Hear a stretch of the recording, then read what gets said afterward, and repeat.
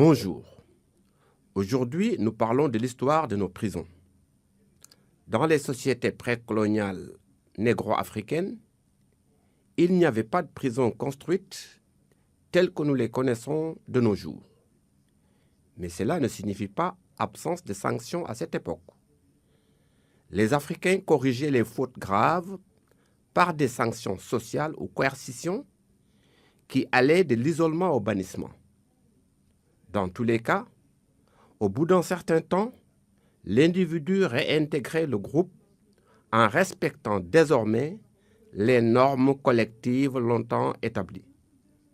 Il y avait rarement des cas de récidive, mais plutôt l'exil ou le suicide.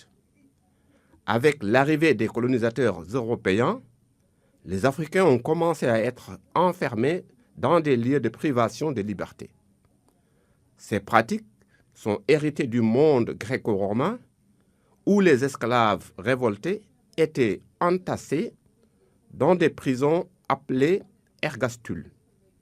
Puisque la Rome antique avait dominé et occupé presque toute l'Europe, les Francs qui ont donné naissance à la France, les Germains qui ont fondé la Germanie, les Angles qui ont donné le mot Angleterre, entre autres peuples, ont perpétué l'usage des prisons pour punir ceux qui avaient violé la loi ou transgressé les coutumes ancestrales.